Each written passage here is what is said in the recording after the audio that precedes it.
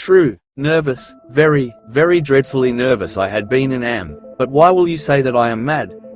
The disease had sharpened my senses, not destroyed, not dulled them. Above all was the sense of hearing acute. I heard all things in the heaven and in the earth. I heard many things in hell. How, then, am I mad? Hearken, and observe how healthily, how calmly I can tell you the whole story. It is impossible to say how first the idea entered my brain, but once conceived, it haunted me day and night. Object there was none, passion there was none. I loved the old man. He had never wronged me. He had never given me insult.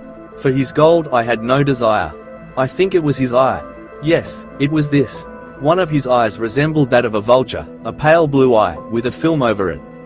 Whenever it fell upon me, my blood ran cold, and so by degrees, very gradually, I made up my mind to take the life of the old man, and thus rid myself of the eye forever. Now this is the point. You fancy me mad. Madmen know nothing, but you should have seen me.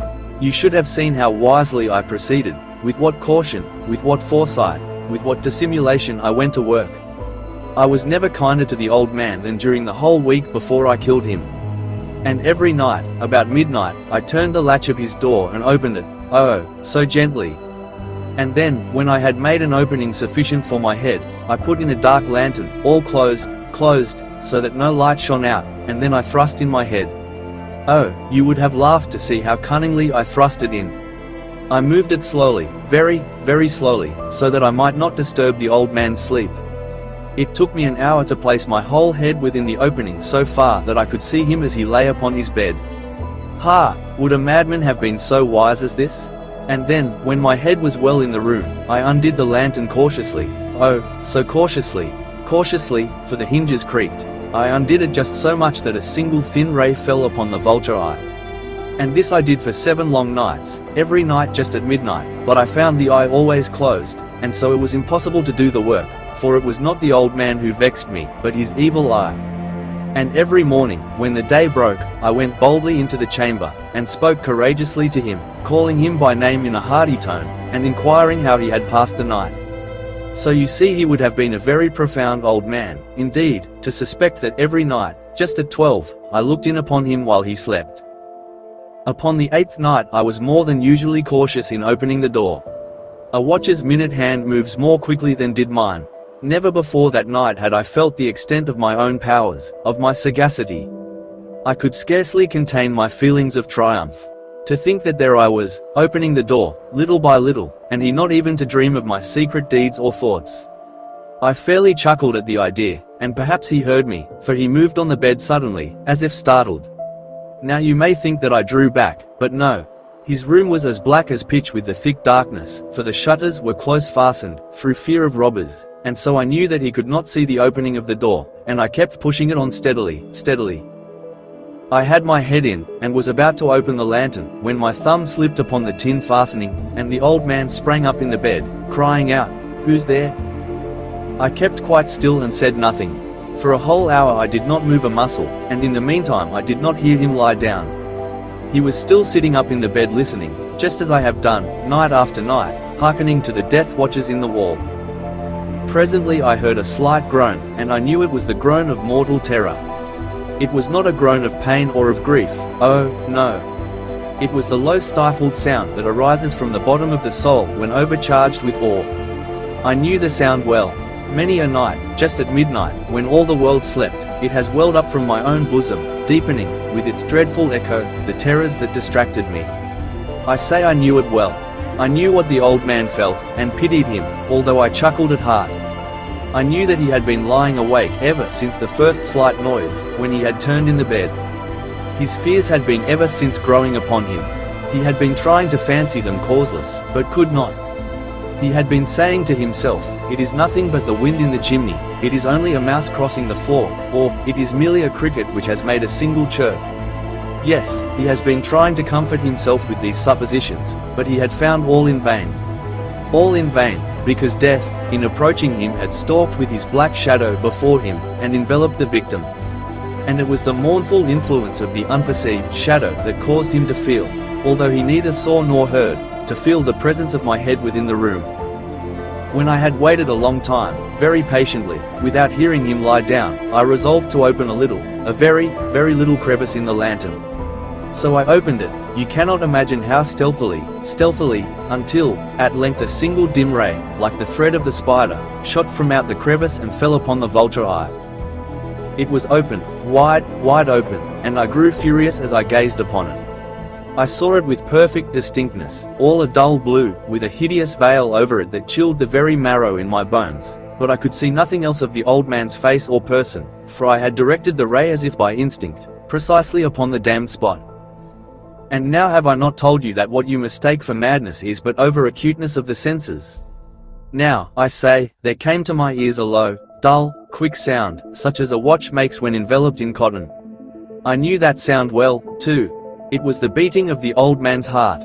It increased my fury, as the beating of a drum stimulates the soldier into courage. But even yet I refrained and kept still. I scarcely breathed. I held the lantern motionless. I tried how steadily I could maintain the ray upon the eye. Meantime the hellish tattoo of the heart increased. It grew quicker and quicker, and louder every instant. The old man's terror must have been extreme. It grew louder, I say, louder every moment. Do you mark me well? I have told you that I am nervous, so I am. And now at the dead hour of the night, amid the dreadful silence of that old house, so strange a noise as this excited me to uncontrollable terror. Yet, for some minutes longer I refrained and stood still. But the beating grew louder.